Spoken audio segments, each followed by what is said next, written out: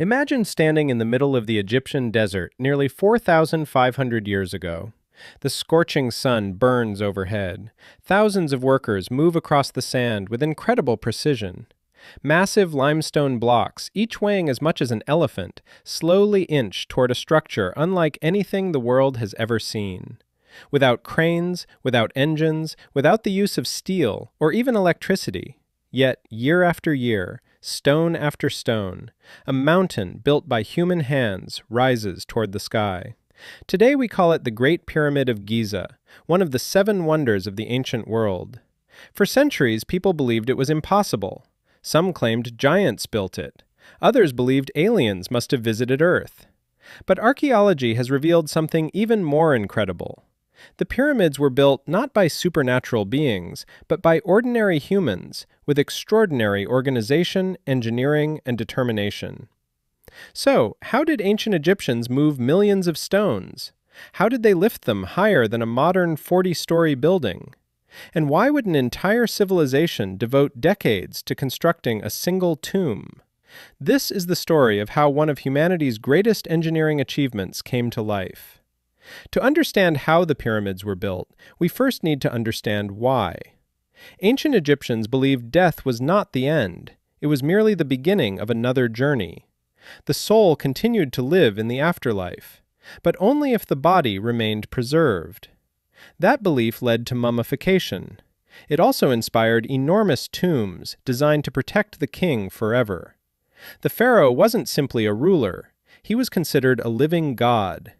His survival after death meant the survival of Egypt itself. His tomb needed to last for eternity. Earlier kings were buried beneath flat rectangular tombs called mastabas. These worked for centuries, but around 2650 BC, an architect named Imhotep imagined something no one had ever attempted. Instead of one mastaba, he stacked several on top of each other. The result became the Step Pyramid of Djoser, humanity's first giant stone monument. It changed architecture forever. But Egypt wasn't finished. The next generations dreamed even bigger. They wanted smooth-sided pyramids that reached toward the heavens. The age of pyramid building had begun. Building a pyramid wasn't as simple as finding empty land. The location had to be almost perfect. It needed solid bedrock, capable of supporting millions of tons of stone. It had to be close enough to the Nile River so materials could arrive by boat. It also had to align with religious beliefs. The west side of the Nile became the preferred location, because that's where the sun disappeared every evening. To Egyptians, the west symbolized the land of the dead. Before construction even started, surveyors measured the ground with astonishing accuracy. Modern laser measurements reveal that the Great Pyramid is aligned almost perfectly with true north. Its error is less than a fraction of 1 degree. Even today, that level of precision is remarkable. The Great Pyramid contains roughly 2.3 million stone blocks. Just imagine that number. If one block were placed every 2 minutes, working day and night, it would still take nearly 9 years just to place them all. Most blocks came from nearby limestone quarries. Workers cut directly into the bedrock using copper chisels, stone hammers, wooden wedges, and incredible patience. The finest white limestone came from Tura across the Nile. These polished outer stones reflected sunlight so brilliantly that the pyramid may have appeared to glow like a giant beacon. The king's chamber required something stronger, granite. Those massive granite blocks came all the way from Aswan, over 800 kilometers away. Some weighed more than 70 tons. Moving them would become one of history's greatest logistical achievements. Perhaps the greatest mystery has always been transportation. How do you move millions of stones without trucks? The answer surprised archaeologists.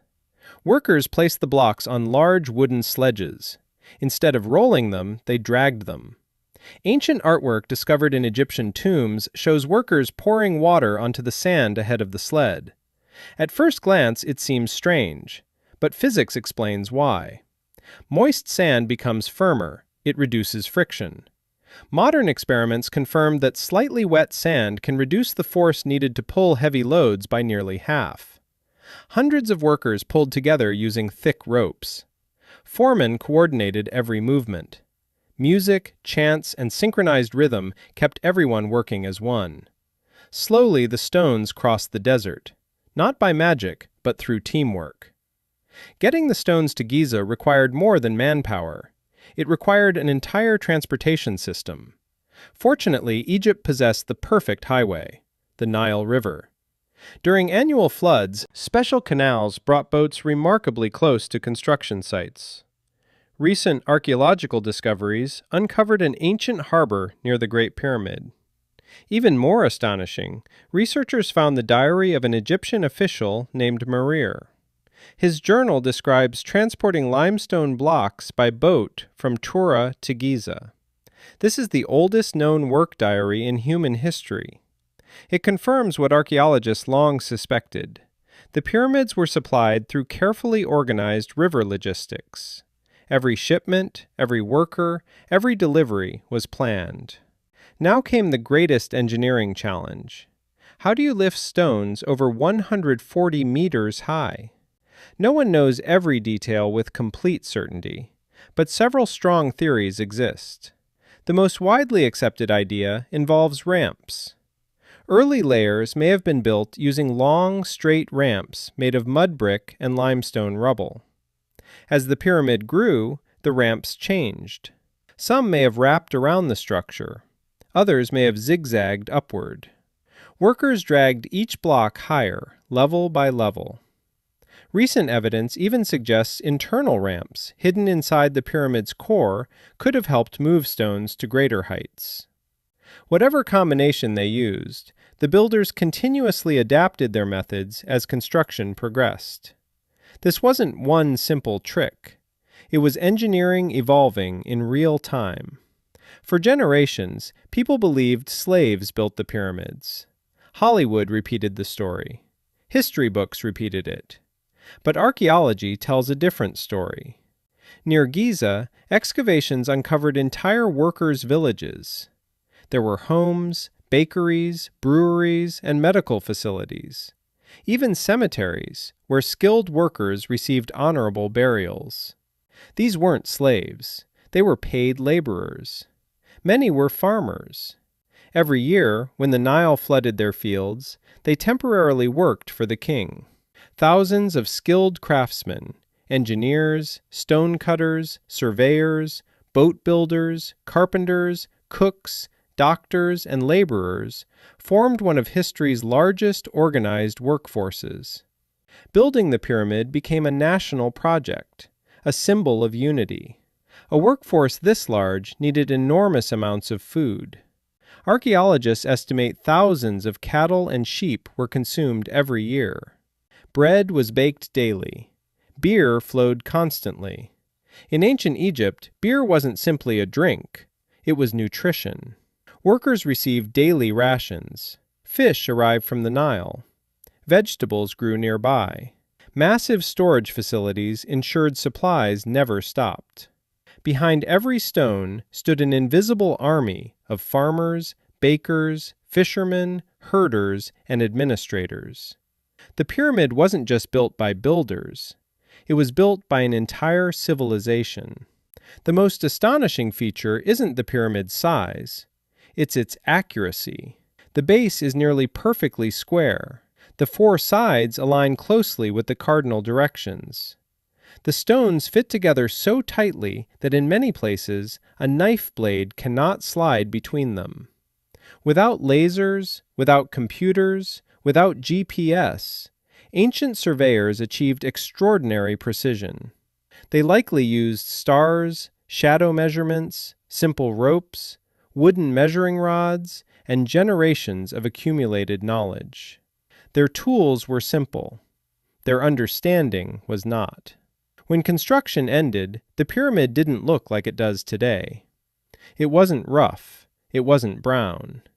It gleamed. Smooth white limestone covered every side. At the very top sat a shining pyramidion, possibly coated in electrum, a natural mixture of gold and silver.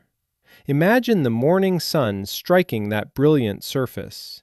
the pyramid would have shimmered for kilometers across the Egyptian desert. It wasn't merely a tomb. It was a monument announcing the power of Egypt to the world. Eventually, the age of giant pyramids came to an end. Not because Egyptians forgot how, but because times changed. The enormous cost strained the kingdom.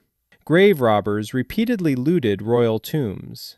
Later pharaohs chose hidden burials deep inside the Valley of the Kings. Smaller, more secret, better protected. The era of giant pyramids faded, but their legacy never disappeared. The Great Pyramid remained the tallest human-made structure on Earth for nearly 3,800 years. Think about that. From the Bronze Age until medieval Europe, nothing surpassed it. Its builders left no detailed instruction manual, no engineering textbooks, no blueprints. Only stone. Millions of carefully placed stones, each one carrying the fingerprints of people who lived nearly 45 centuries ago.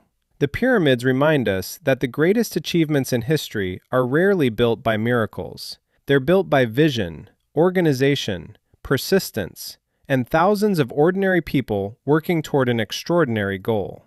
Long before modern technology, ancient Egyptians proved something timeless: human ingenuity, when united with determination, can create wonders that outlive empires. Even today, as the desert winds sweep across the Giza Plateau, the pyramids continue to ask the same question they have for thousands of years. What else are humans capable of building when they dare to dream beyond their own lifetime? If you learned something new today, please smash that like button. It really helps the channel. And if you want to see more videos just like this one, go ahead and hit subscribe and turn on the notification bell so you never miss an upload. Thanks so much for watching, and I'll see you in the next one.